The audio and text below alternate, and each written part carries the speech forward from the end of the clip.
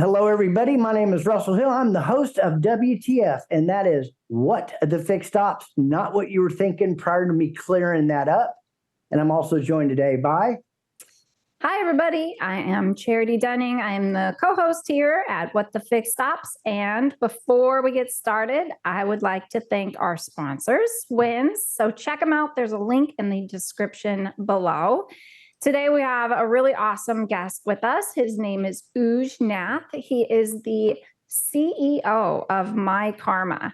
So Ujj, welcome to the show. Hey, thank you so much, Charity. And I'm glad to be on this show. It's a privilege. I've heard a lot about you guys, so. Thank you. We're honored to have you too. And I was just telling everybody, and it's probably recorded too, but I was just saying before we actually officially started that the last 4 dealers I've talked to, one just installed myKaarma and the other 3 are installing myKaarma. And we're a lot of people, because I talk in rooms in the morning, fixed ops, used cars, all things biz, etc. And I brought up yesterday, hey, somebody wanted a topic, and I said, hey, why don't you all tell me? There's like 95 people in the room. I said, what do you all know about myKaarma out there? And a lot of people really didn't know. So we're going to clear all of that up today because we got the man, the myth, the legend, Ujj Nath, right here with us. And we're really glad to tell us how you got started in this thing. Tell us your backstory, Ujj. So, I was a consultant for 15 years, and I used to consult with OEMs and build software programs for them. And you thought you knew what retail was all about till I had my own experience in 2012. I took my car in for service, and everything that could go wrong went wrong. I was trying to get a hold of my advisor, couldn't get a hold of my advisor, couldn't figure out when the car was going to be done. When I showed up, my invoice was wrong. So all these little things happened. And, it was a Friday evening when I was driving back. There was an oil change, should have taken an hour or two, took the whole day because of all these communications, ping pong matches going on. I'm calling, leaving a voicemail, they're calling, leaving a voicemail, etc. I was driving back and I was thinking, damn, why can't we solve this problem? And, that's how we got started. And here we are almost 2,000 dealers later with a bunch of OEMs that have endorsed us. And partly I think we're successful because we take the end consumer's view and we work backwards into the dealership. And this comes from one of the very large programs I built for Toyota, where they taught me TPS, which is the Toyota Production System. And there you always work backwards, right? You start from the end goal and you work back into.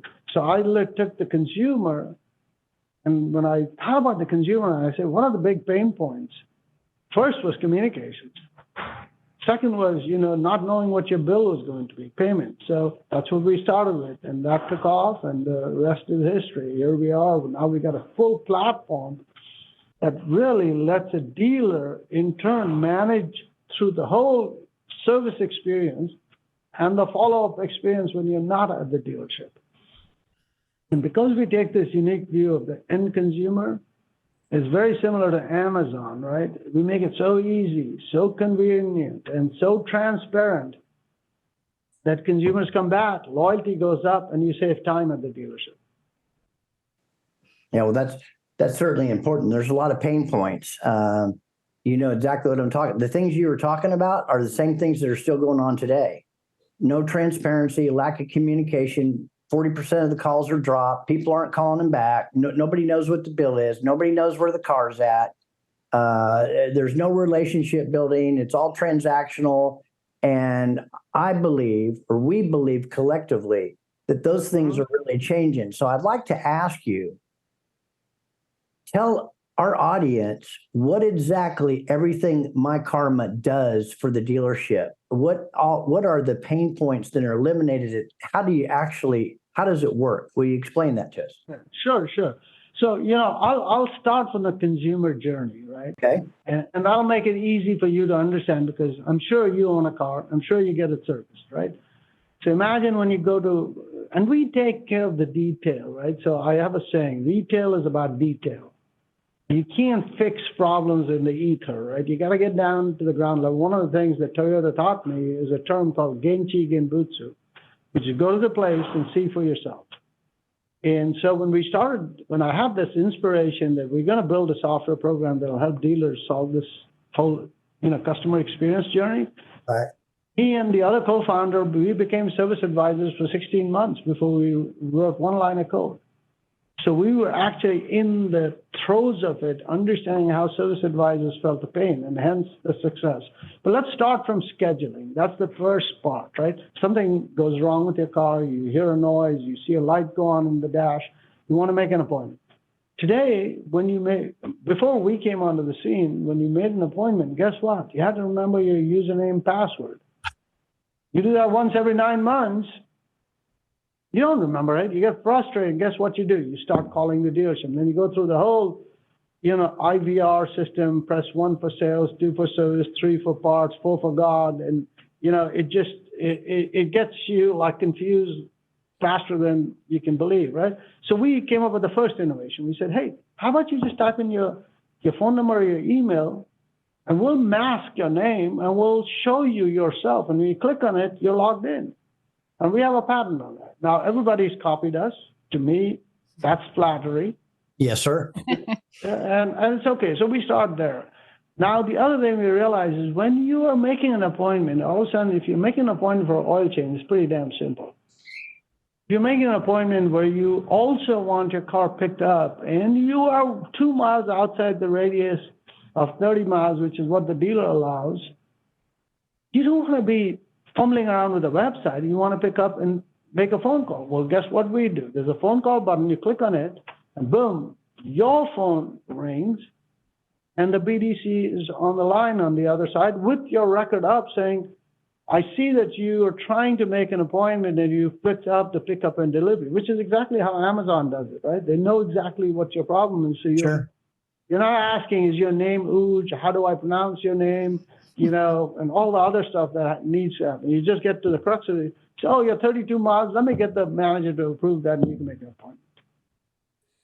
So that's the second pain point that we figured. And we do a lot of little things like this. I'm just giving you examples. Then when we started with communications, when I ran through the IVR tree and I was bounced around the whole dealership, I was like very, very upset, right? Oh, yeah. And when it rings, the guy is all chirpy, says, I'm this dealership. How can I help you? I said, hey, where the hell is my car at? And they're like, what's your name? And then I give them my name, and guess what?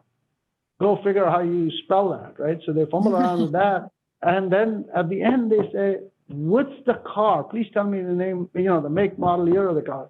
So a lot of that frustration came about because I was going to the wrong person at the dealership. So what we came up with is we put a single phone number and a single email for the whole dealership.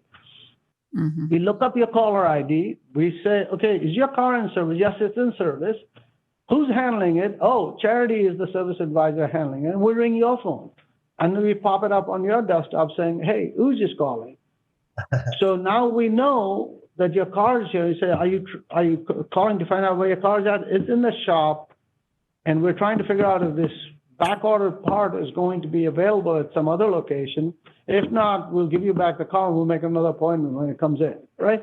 So in 10 seconds, you've gotten what you would have normally taken you like 2 hours of ping pong, right? So that, and then we enhanced that over the years to now, if you call and your car's not in the shop, it goes to the BDC. The BDC is not one person, it's 10 people. So we handle all 3 channels seamlessly: text, voice, email. And we do it in such a way that people don't step over each other. So there aren't 3 people texting back at the same time. But you do this. Yes, we do this. It's Okay. our solution does that. Okay. So that's the next part of the solution. Then when we went in and we said, okay, repair process. Remember we said transparency is a big part of what we need to promote. Guess what the biggest problem with repair is? Try telling a millennial what a CV boot joint is and what grease leaking from the CV boot joint means and why that needs to be replaced. They're like, this guy is shining me on and wanting another $800 for something That's I right. don't need. Right? Right. So we were the first guys to introduce technician videos. We used to do it for customer walkarounds, which was a pain point, right? You come in and there's dents and dings and all of this. And not only do we take the video, we put the latitude, longitude on it. So when you do pickup and delivery, we can tell you that that ding existed when we picked it up at your home in your driveway. So you cannot come back to us and tell us you did it to us. So a lot of little things. So we came up with technician videos, and when we came up with that, the idea was that, hey, we're going to pick up your car, service it. How are you going to know what's happening with your car? Well, that solved that problem. We got a 25% lift on every repair order. And the OEM that we did that with, they paid for 2 years worth of subscription for every dealership. And because the dollars were just so huge, and by the way, this is one time where CSI actually went up and you paid more. Normally it's an inverse relationship, right? Yeah. Whenever you ask the consumer for more money, they're like, oh my God, I'm going to slam them on the surveys. This is the first time that both went up, right? And essentially, you're not gouging the customer, you're just telling them, here's everything that's wrong. So What you want. So if I brought my car in for oil change, rotate and balance, okay, and I'm either there or I'm not, I went someplace or something, and then you call me to tell me that when you were rotating and balancing my tires, you inspected my rotors and my pads, and they were scorched, and the rotors need to be turned, and you need your pads replaced. Well, the initial first thing that I would think, and I'm sure all of you think that out there too, which is why Ujjs has this successful company that does, is like $800 for, I don't even believe you. But when you send me a video that shows that, I mean, how do you say no to that? You're talking about life and death and safety and kids and family driving in the vehicle, right? That's what you're talking about. Sure, and because we use the Toyota way of doing things, right, we do everything incremental. So the next version of that was the customer, instead of just getting a video, they get a video and pictures. Pictures are marked where you need to focus in, and it looks like a shopping cart, like the Amazon shopping cart. Hence, we call it service cart. So now you can approve decline. And by the way, we solved another problem in the industry, which is a lot of advisors sell using their own wallet books. Now, if you have a Mercedes S600 and it's a $4,000 bill, the consumer who buys that car may not even think twice about approving it. Sure. But if you're an advisor, you're like, oh my God, there's 6 things and it's $8,000. Should I even put it? So now what we let you do is send the service cart or the shopping cart out with all the repairs that are recommended. And with some of them that are not that critical, you can mark them as request estimate. Guess what happens? Now the number doesn't look that big. The consumer knows that these are things that they have a choice on. And when they request an estimate, the estimate is provided instantaneously because it's built in the background. And guess what happens? 84% of request estimates are sold. I believe it. Mm-hmm. Because we've changed the paradigm, right? Now the advisor is not, recommending only 3 out of the 10 things, and the technician's getting upset because he inspected 10 things, or she inspected 10 things, and the advisor is saying, oh my God, the number is going to be so high. Leave it to the consumer, be transparent, and they'll figure out what they need. Yeah, they're thinking about the size of their own pocketbooks when they're thinking they have to present these numbers to a customer, a client, a guest. Yeah. So. And so what we do also, by the way, is then we then find all the, like I said, retail is about detail. And the detail is some people can't afford it. So we now have introduced into our payment solution a buy now, pay later.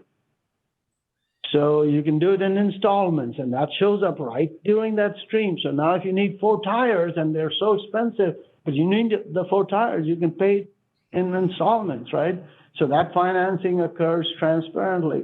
There's lots of little things like this. The most recent, and by the way, we go through the whole life cycle. After you've done the repairs, anything you've declined, there's a follow-up module that helps you automate all your follow-ups.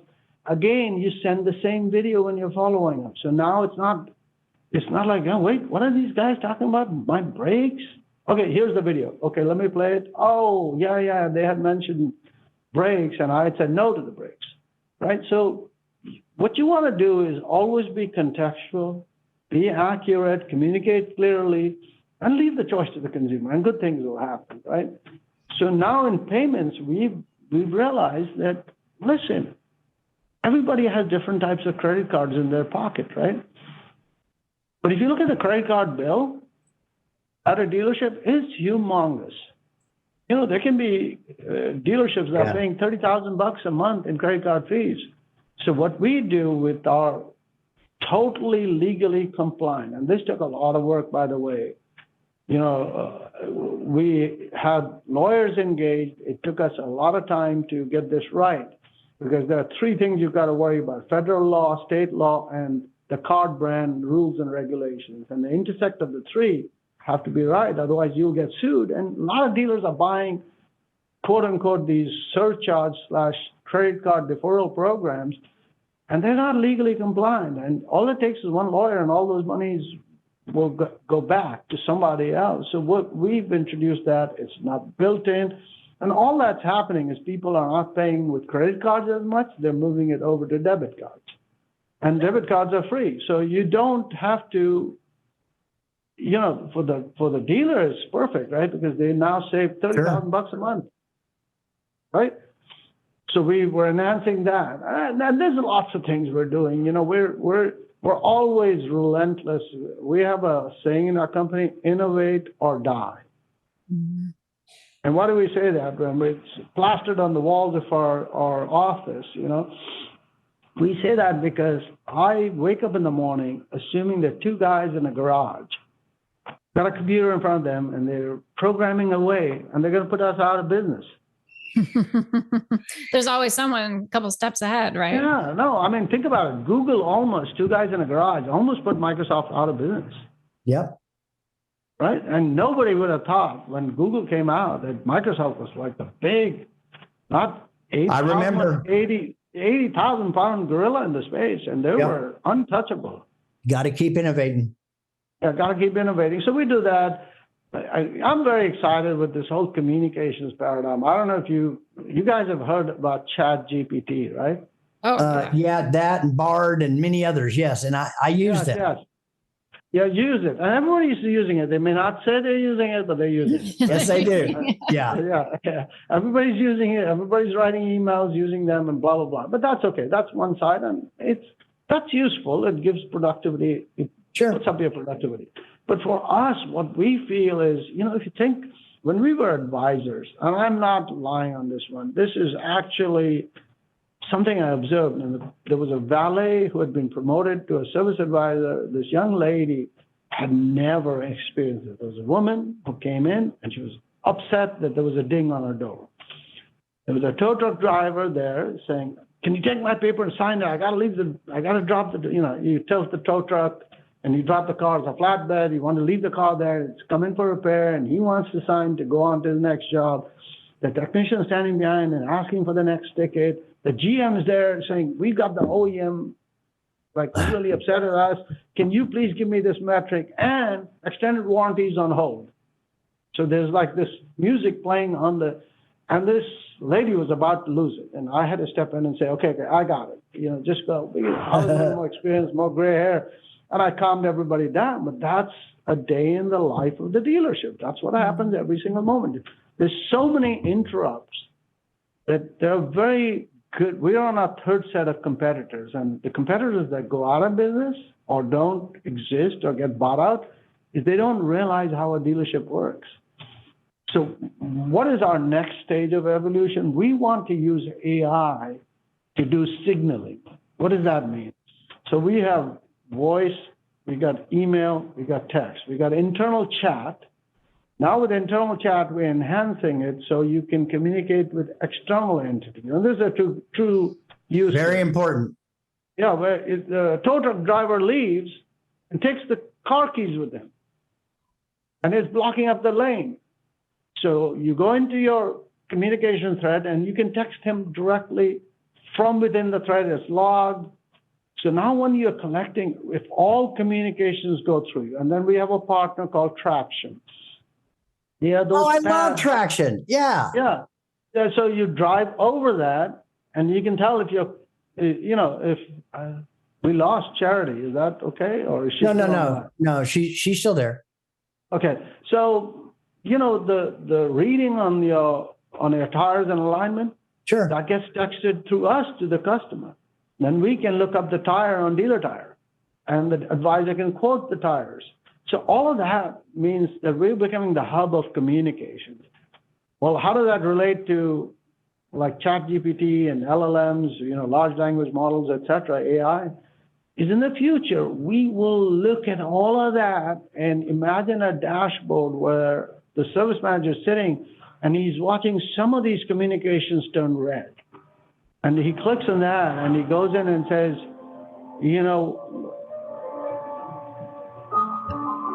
sorry, I'm so That's sorry. okay.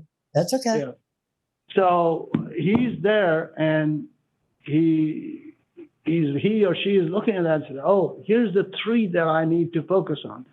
So we already do sentiment analysis, but we do it only on text messages. We'll expand that to voice calls, to emails, to outside communication. And imagine that you got a heat map. Today, here's the 6 things I got to focus in on. If you can save the dealership that time and make it totally transparent, you've got a customer that's upset and sitting in, I don't understand. You said you would fix my oil pan and it's still leaking oil. I'm not so sure I want to bring my car back. Well, boom, that turns red, gets put into the inbox of the service director, and the service director is looking at it saying, wait, let me just call the customer directly. That call is logged. So if the OEM ever calls you, there's transparency to say, yes, I did handle it. And things happen in dealerships. Not everything goes perfectly. So this is the next big thing that we're focusing on. And we think that it's a game changer, right? By next year, NADA, or maybe a little later, we'll have a lot of these tools in the market. We already have improvised where I told you about our BDC product, which is the only one that does it, right? Nobody else can handle all 3 channels simultaneously with a group of people, do it without collision.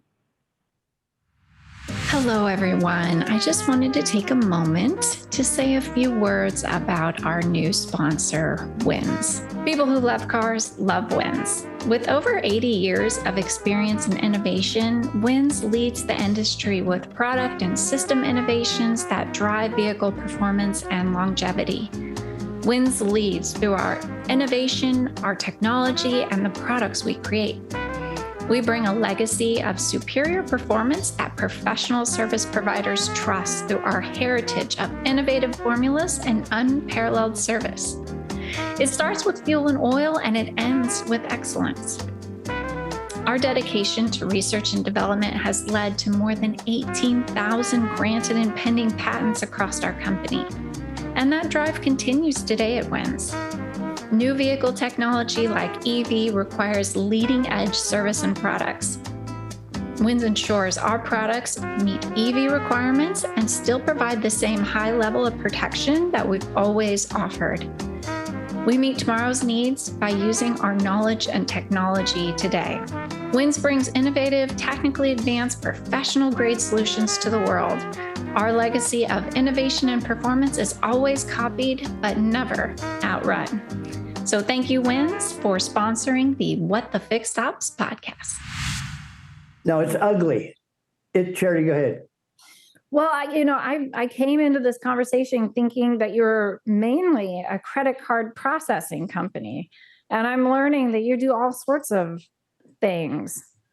Yes, we are a credit card processing company because, just by happenstance, there's $7 billion of payments that go through our system, and it's growing leaps and bounds. But, it's one of the pain points, and our job, if we are going to do it right, is to solve every pain point at the dealership. Credit card fees is a major pain point. Yes, it is. And we're solving that, and we are definitely the leader in that space. And it may not be, I run marathons, okay? And I'll tell you this, in marathons, you can't go out fast. The guy who leads at the 5-mile mark never wins. Never wins. Historically, it's a stat. You run out of gas at 18 or 19, so you got to pace yourself. So whichever product we release, we always seem like we're a little behind initially because we won't have the number of dealers. And I can sign up a whole bunch of dealers without a good product and then later on start recanting, right? That's right. Now that the acceleration is happening, the groups are understanding we're the only game in town that can handle that kind of complexity without creating legal liability in the credit card processing space with surcharges, right? So you're right, Charity. We do payments, but we do more than payments, right? Mm-hmm. Well, tell us a little bit about those surcharges and what the issues are and how you guys help dealers with them. So surcharges, there's a regulation out there that what you charge the dealer, the consumer, you cannot charge more than what you're being charged for that transaction. That's like a cardinal rule by which you will get sued if you're not. Then if you're not charging in all your departments, you got to get your paperwork right so that if any attorney goes after you, you're not like exposed, right? So there's a whole bunch of those things. So what we do, we call it surcharge in a box.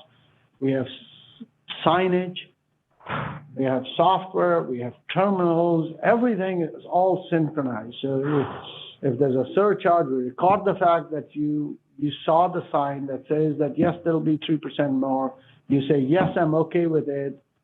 And then you charge your credit card or no, and then we'll ask you for a debit card or some other means of payment that doesn't require the 3%. All of that is automated. Now, I go back to my old statement. Retail is about detail, right?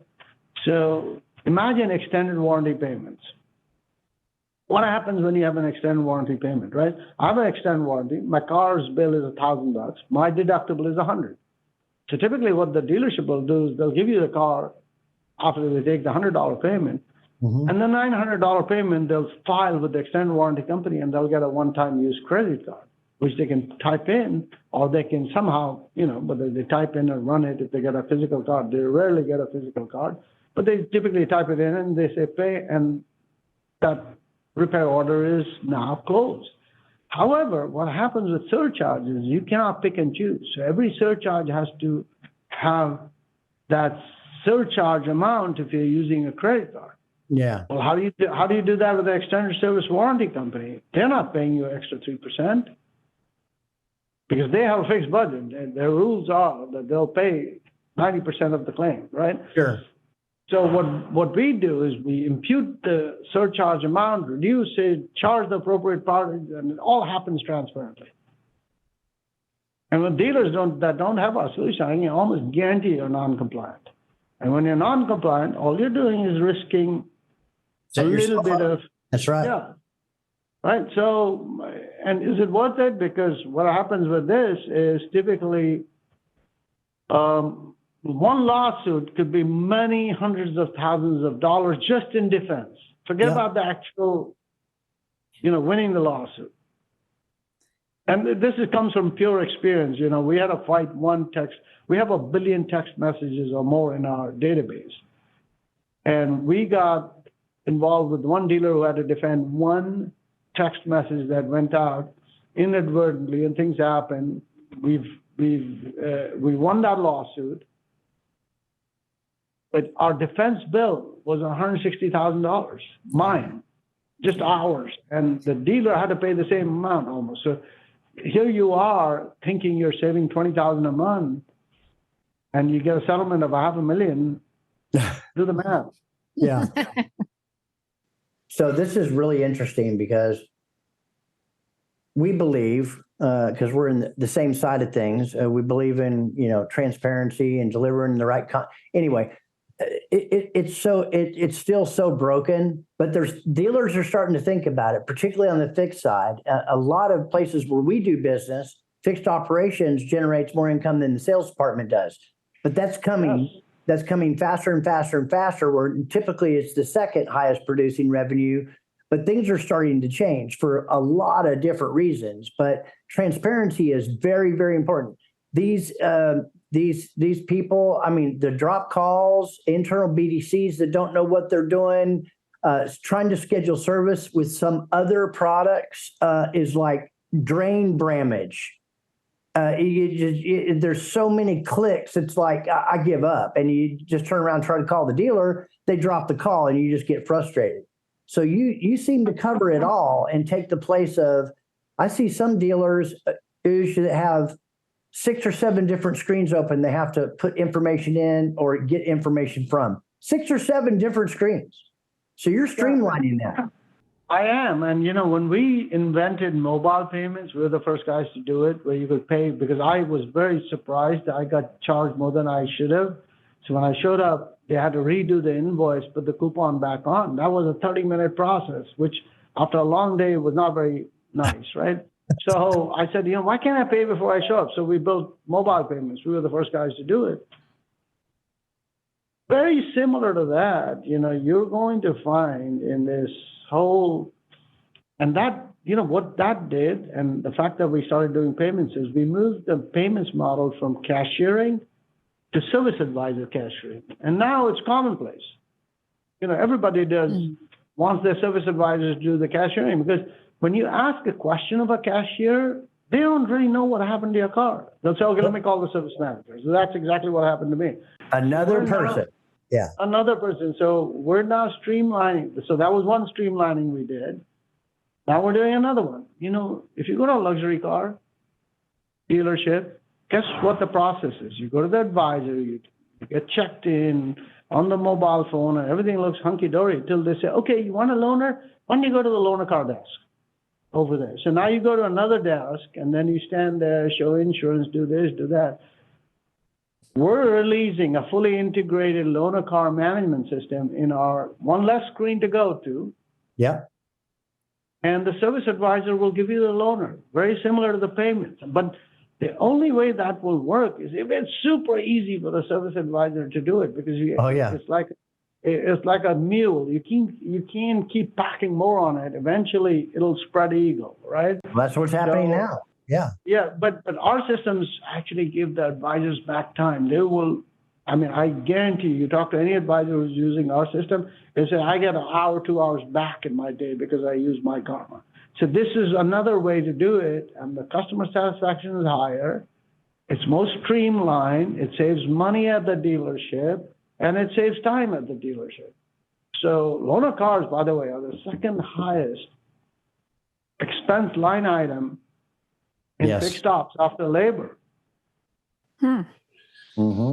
I didn't know that. So, yeah, I didn't know it till one day a dealer calls me and says, Ujj, if you don't raise my bill, I'm going to tell you something. I said, what is that? And I was literally, it's a true story. And you can even call him Ralph Mastentuano of Mercedes-Benz of Arlington. I said, Ralph, I'm really busy. I got $10. I said, you don't understand.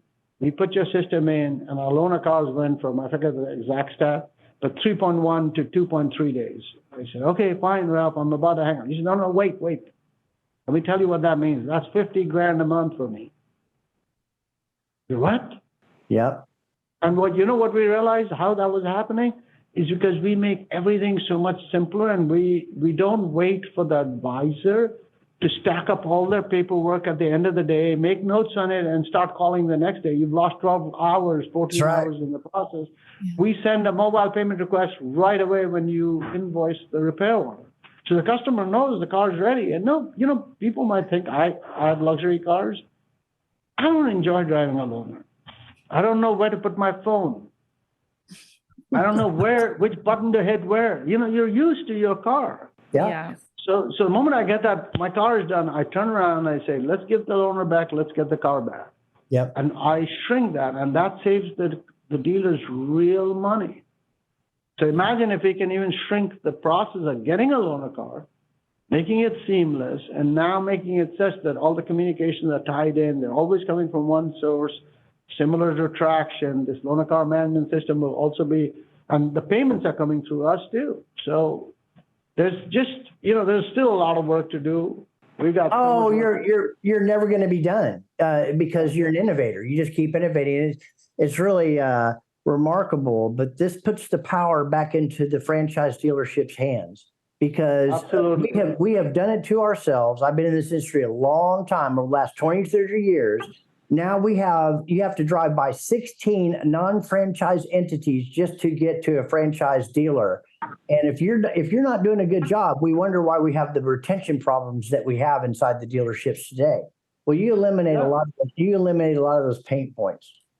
So one of the things I learned when I used to work with Toyota, and I didn't know this was the case, is that if you keep the customer happy in the service lane, there's a 68% higher chance that they're going to come back and buy the same brand and buy from that dealer.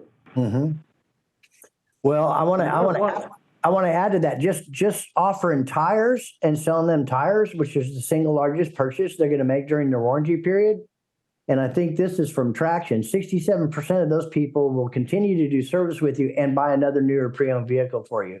Just from tires. Just from tires. Yeah. Imagine if you can bring them back for other stuff. The loyalty number will only go up from what Traction's.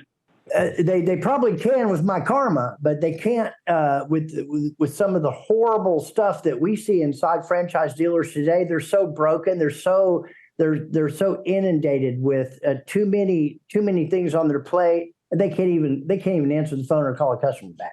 When we send out the first text message when you check in, guess what we also send out? We send out a little contact card with the name of the dealership and that phone number. And we tell the advisor to tell you to save it. So now when that call comes in, it flashes. Yep. The name of the dealership, and they're calling. So you don't think it's spam, and you answer the call because your car's in the dealership. And guess what that does? That shrinks the time. So Yes, when we got approved by a luxury OEM, they wanted us to do a little before and after test. And we got approved very quickly because CSI went up significantly. But what we found is we increased the gross of that luxury OEM brand by $100,000 a month, but we shrunk the time that it takes for the car to travel through the dealership by 11 and a half hours. We are passionate about helping consumers find a great, trusted place to get their car fixed. We have 4 million uniques who come to our website each month for car repair information, and we help them find our RepairPal Certified locations. We also have amazing partners like USAA that offer our RepairPal Certified network to their customers and members. So how are we going to help dealers? Well, dealers sell 100% of the cars, but over time, after the warranty expires, the repairs go up and up and the revenue potential goes up, but people keep leaving the dealer over time after the warranty. By years 10 or 12, only about 20% of people are still servicing at the dealer. Why is that? There's one dominant reason, and that is price perception. And being RepairPal certified helps you overcome the primary price perception problem. So come let us show you how RepairPal can help you too. Wow. Well, that's what it's all about. Time compressing. Listen, if somebody's calling, they don't recognize your number, or if you're calling, I don't recognize your number, you're not on my contact list. It goes to I see if you leave me a voicemail. Okay. Yes. And people that know me, they call and I have an automated response. Can't talk right now. I'm in a meeting. But they don't leave me voicemails because I've trained them, don't leave me a voicemail because by the time I listen to it, you're calling me back again. And you just left me a voicemail or somebody else does. I don't have time for voicemails. So, and that stops another thing because if they recognize the number, oh, it's about my car. I better get this. Exactly. And, and that happens once every 8-9 months. So if you don't optimize your communication during that short period of 1 or 2 days, if the dealership loses 1 day in getting a hold of you, that's 24 hours of a loaner car that you have with you that you don't return. And it's such a big expense. So it is huge. I'm telling you that one of the Toyota words is muda. It's called waste. And all you have to do is take all the waste out of the system. Mm-hmm. Well, apparently you've done that. And so you partner with other companies, I guess, like David and Traction as well. How did that come about? Well, because, typically it'll always come about because the dealers will ask for it. They'll say, I got a call today in the morning and this guy was actually had Traction in his store and he was going from one store to another store. And he says, can't we just have all the communications go through us? It's a pain. The customer gets Imagine if you're getting text messages from phone numbers. Oh, yeah. Now, the vendors think that's great. But you know what? A consumer doesn't think it's great. So his point to me was, can you please integrate with Traction? I said, it's one switch. Just go turn it on. So he's moved from one store to another store, and he's trying to bring us in. He said, oh, that's really good to know. So that we work with dealers, and the dealers will tell us, here's a really good vendor, please. So most recently, there are these AI systems that integrate with, inbound phone calls, and they'll answer the call and they'll say, hey, what do you need? And you say, oil change. So when do you want to get it done? Next Wednesday. They'll say, okay, I'm looking at your schedule. Oh, yeah, we've got Wednesday at 2 p.m. available. Would you like to make an appointment for the oil change? Yes. And then, so these systems are now integrating with because we actually make the appointment. They don't make the appointment, but they're a nice add-on. So these dealers have told us about them. We've told them, and we have APIs for everything. Sure. So it's very open. So my appeal to anybody who listens to this podcast and is a participant in the fixed ops space, that if you integrate with us, we'll streamline it for the dealer. We'll save them time. And that way you become stickier, we become stickier. Yeah. Because now the dealer is finding that we're saving them time. Well, trust me, it's going to happen because we have thousands of followers and most of them are on the fixed side. Well, we have some on the variable side too, just because of how long, just the business. It's a large business, but it's really small, isn't it? Huge. It is. It's all word of mouth. It is. So now, at least I'm educated much, much more. And so I'm going to bring the name of your company up again in these other meetings that I start very early in the morning to educate. You cover a lot of pain points, not just credit card processing fees. You handle scheduling service. You handle the transparency. You handle video MPI, pictures. You handle tires. You take 6 or 7 lines of communication, 6 or 7 screens down to one screen or one input. And all of that communicates with each other. Do I have that right? You absolutely have it right. And our tagline is everything fixed ops in one place. I love it. Nice. Yep. Well, Ujj, I have to ask you this question before we come to an end. You seem like the type that has your finger on the pulse of technology, and you kind of know what's coming, what's going on. And I did read a quote from you where you said, soon we'll be able to scan our retina as a form of payment. So I wanted to ask you, what makes you as we foresee the future of our technology and our relationship to it, what kind of future innovations do you see that we maybe aren't aware of at this point as far as it relates to technology? So I don't know how many of you guys know, but now there are tests being done at multiple airports. So how does innovation happen? Maybe I should give you a little bit of a primer on that. Innovation is not like one brilliant flash that you get in the middle of the night, the next day it happens by you, and I call it the Honeycomb Model. Imagine a wall, and it's a space that you're attacking. You put up a honeycomb, and as you see different things, you fill it in the slots. Eventually, a mural will develop, and you'll see all the gaps. And one day it'll click that, oh, this gap is there, that gap. So one of the things I've been filing in that honeycomb is the fact that, airlines are now not requiring boarding passes, and tests are being done in Atlanta and in Detroit. No retina. You just walk in and it's a facial recognition. It's already happening at the TSA, right? At the TSA, when you come in, you don't do anything. You just stand in front of it, you look at the camera, and they say, Mr. Nath, thank you for coming in, and I'm flying in from overseas, right? And I just walk right through. The gate opens, I walk through. So this stuff is all going to come into daily use, right? And how does that happen? Another one that I observed, the fastest social media network prior to ChatGPT from an adoption standpoint happened in India. What they did was they came up with very cheap retina scanners, and they put them in every convenience store, every place in India, because there was a lot of corruption when you when you delivered Social Security to people who are not educated. There was a middleman who would come up and say, hey, I gave you 100 rupees, but there's a surcharge on it of 50. So here's your 50. I'm going to keep 50. So now what happens, and it was 1 billion people in 9 months or 12 months, I might have got the stat a little wrong, that basically signed on to the system, and they can get their payments or withdraw money by looking into a biometric scanner. And now they're starting to allow you to make reservations on trains, planes. So imagine, innovation occurs by people like me looking at all those models and saying, can we build it in practically into a workflow in my space that makes sense that somebody will buy? It shouldn't just be a shiny object.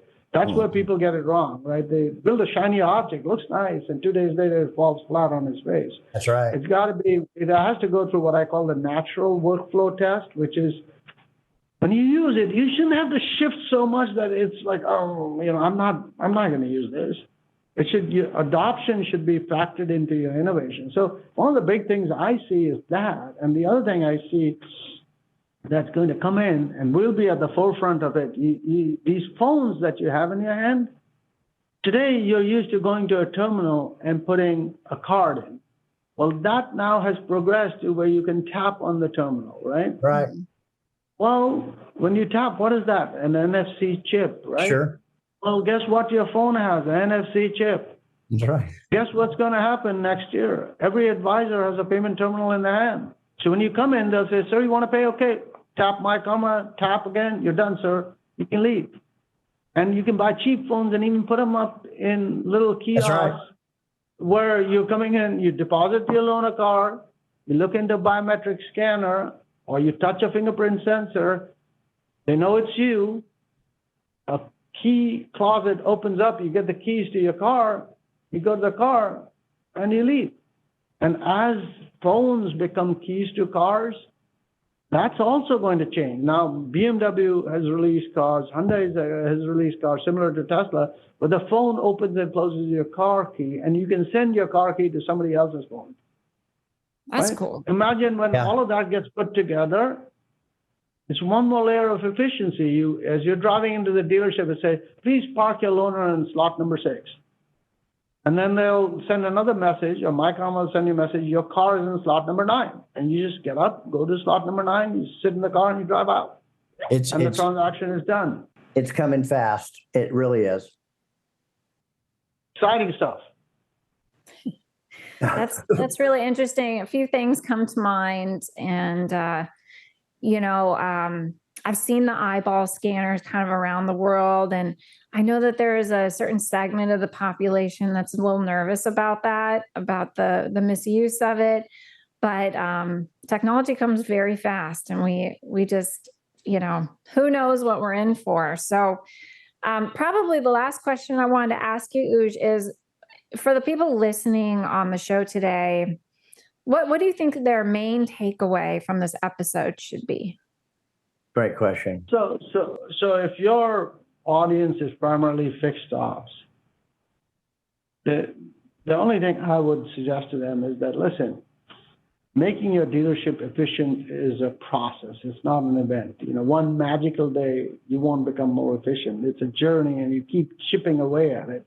And my view is that they should understand that that's our view too. All our products have been released over 5 to 10 years.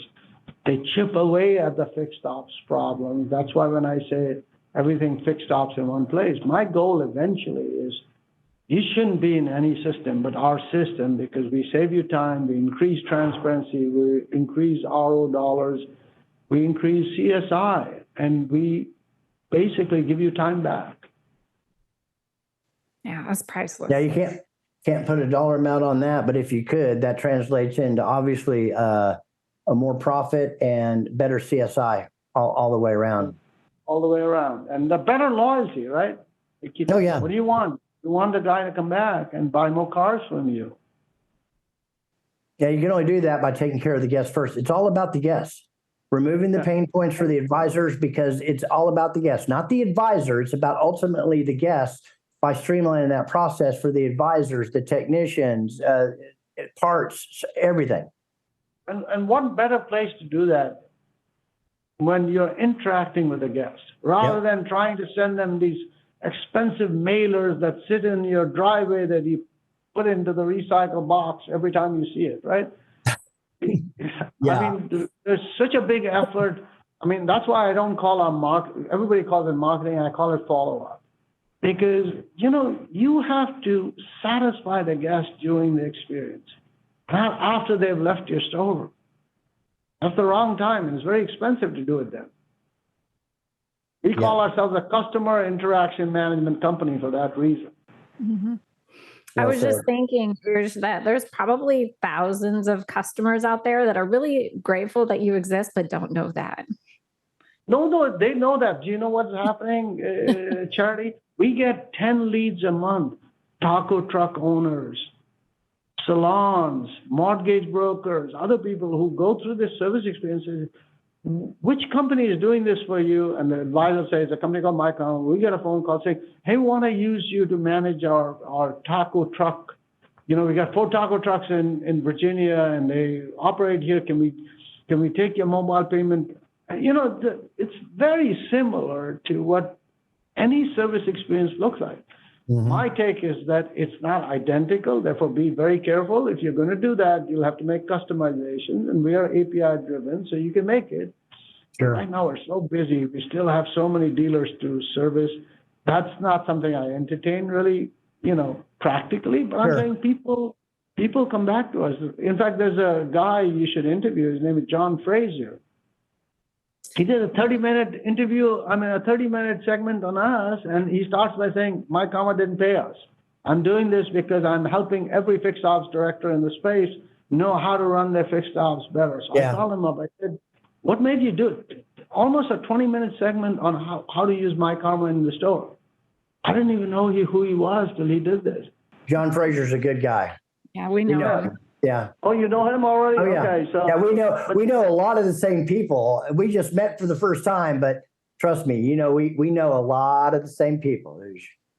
Well, thank you, and for letting me come on the show. Thank you. As you can tell, I'm very passionate. I feel like I have something to prove, and I want to change the whole retail space forever. I need to change the future of automotive service retail forever. That's the goal, We love You're it. getting there. Yep. So we are out of time. If there's a last minute, you'd like to say something, people can get a hold of you, find out more about you. But I'm going to tell go ahead. Yeah, they can, we have a website. They can request a demo. They can email, I forget what the email is. I think it's info@myKaarma.com if you want more information. But I'd just say, we got a website, just request a demo. It doesn't matter if you're even requesting information. Our people are pretty good. They will get back to you within the same day, if not the next day. And we'd be happy to answer any questions. Thank you very much. We're honored and humbled to have you on here today. And for everybody out there listening to this, hey, look him up, look the company up, like him, love him, share him, make all the comments you want to. You got a full-blown education today on myKaarma. Ujj Nath, CEO of myKaarma, thank you very much for coming on our show today. We really appreciate it. Thank you very much. I appreciate it.